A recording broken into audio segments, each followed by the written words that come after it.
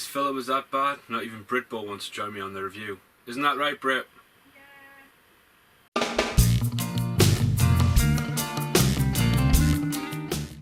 Okay, in the early 90s, Corey Haim was shit hot, really. Dream Machine, Last Getaway, Pray the Roller Boys, and then the Double O Kid. I mean, you've got Oh What a Night chucked in there somewhere. But the Double O Kid, I mean, Corey Haim at this age, 1993, playing a 17-year-old kid. I mean, what is he fucking... I mean, don't get us wrong.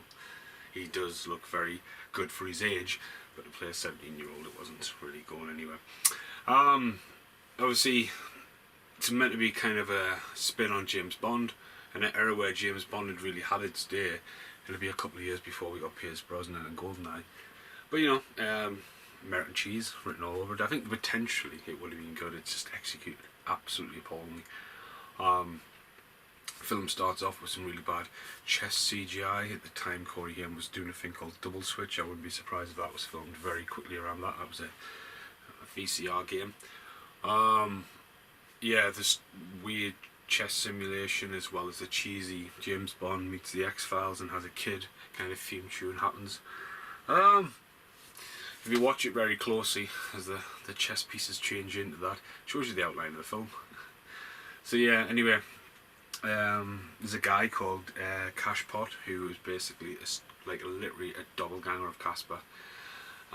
Basically, he takes some money, and Bridget Nielsen is his right-hand man. She's running around like robbing safes and taking pictures and dressing as a nun, trying to get a card.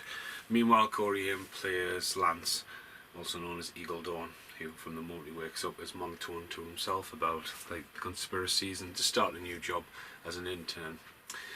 No, quickly does he get, I mean, Corey Haim's rocking a massive bleach blonde hair in this, but not long after like his job, he ends up having to go to LA to drop off a package, and then he ends up getting past this key card and they're chasing after him and all this kind of stuff. And it's just executed really poorly. I mean, Nicole Eggert is in this, who went on to be Corey Haim's girlfriend for a number of years and also appeared in Blown Away, as well as one of the Demolition Universities, I believe. I think Demolition High was around this time as well. And this, I mean, Seth Green's in this as Chip, has a very, very early role as well, probably just at the tail end of it. But this film just sort of goes wacky and weird and just super cheesy. I mean, there's a lot of music cues in there. I mean, even Batman Returns, I go past the marquee and Batman Returns has just come out, and you know, there's a couple of little music cues so you can kind of see it was trying to adopt that Corey Haim thing into that, but again, just the cues are terrible. Now at the start of the movie, what's he called, man? John Ray Davis, obviously popularly known for, I think he's in James Bond. I'm sure Bridget Nielsen's in one of the James Bonds as well, but he's in Indiana Jones. He's Indiana Jones's friend. He's in this, and he comes over and Cashpot's like, come into my games room, and you go into this quirky little games room, and he gets in this car simulation, and he's driving along. Borrow Gizmo for a second. He's driving along, you know, and he's looking at it, and when he has an accident in the game, the car starts taking damage, and you think, what the fuck? Like, how is that even possible? He drives into a lamppost, and the next thing you know, lamppost. Next thing you know, it's like drives into a truck and takes off the top of the windscreen, and then next thing you know, the car flips over and well, he dies. You think, what the fuck? Where is the law in physics? And Britney's face when this was happening, she was like, the fuck? She was more interested in our takeaway at that point. And that's not because the food was good. She was just like, what the fuck are we watching? But again, this is where I can see the downward slide in the early 90s, especially for Corey Haim, unfortunately. At the end, just again, he gets the girl. There's a really bad scene where he ends up in a streetcar and she's pushing him, and it's like a fucking cheap version of Pray the Roller Boys. Is he getting chased around with roller skaters?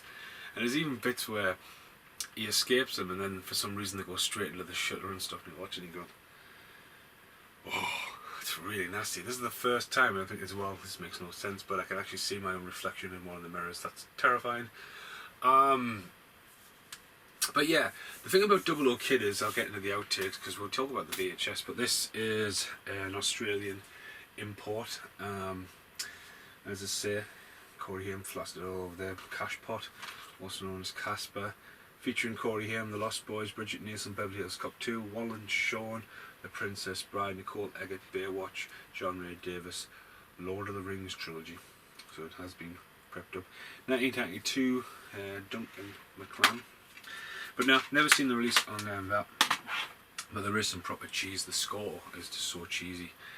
As well, and Corey Haim turns up in a very purple suit and you think, what the fuck is going on here?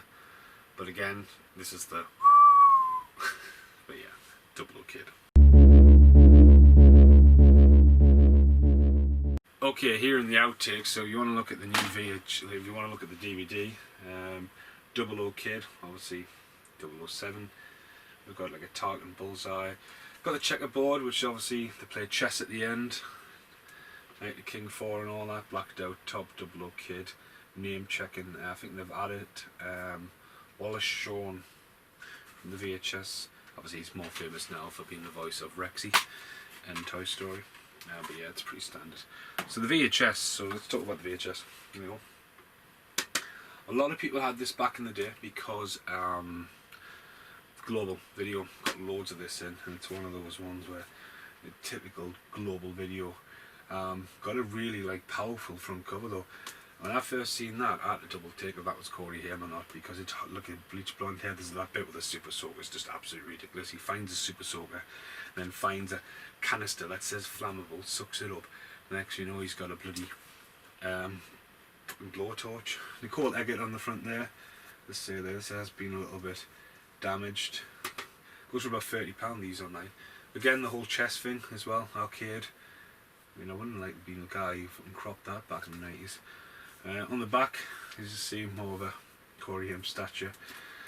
Inside Double Kid Fox video. I don't think this is Fox, like it's a Fox, not good. Yeah, just a retro VHS chucked in there. Exists in it's actually out on Blu-ray in Germany as well.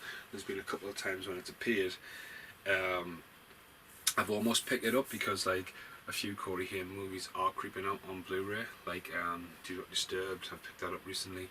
I even forgot I bought Operation Belvis Bash, which is a Corey Feldman movie, till Casper gives it back, and I was like, fucking hell, I've got to even had that. Never mind, fucking lend you that. But yeah, Double O Kid. It exists in the world, but it's like Corey Haim's peaked, and at this point he's creeping down. This was just sort of, again, if it got re-edited, I mean the cheesy soundtrack does not help, but just the fact that Haim is cast as a 17-year-old kid, just yeah, whatever. Thanks for watching. Goodbye for now. Right, she said she wasn't going to be in the video, but she's got to be in the video. Last night I sat and did the podcast for the Double O Kid, which should be out round about this time. You alright there? Oh, no, I was just like, oh. Oh, right. So, yeah, I've watched the Double O Kid again, twice in a week. There's one thing I think I totally missed from the review, and that was the alligator. That is more real than the alligator in the movie. It is really bad, and like it's sort of like nicely propped up. They jump over the fence, and it comes out, and at first it's just, and you think, all right. Next thing you know, the big guy is on the floor going, get it off us, and it's just literally someone just fucking pushing it with a stick, and it's chopping so like bad. That. It's so bad. It's so bad. But I really cannot justify doing a review for the Double O Kid without this put at the end. So yeah, I'll have to re-edit it, remaster it, re-upload it, but it's worth it. And again, just a cheap pog, the podcast will be out or coming out. Goodbye for now.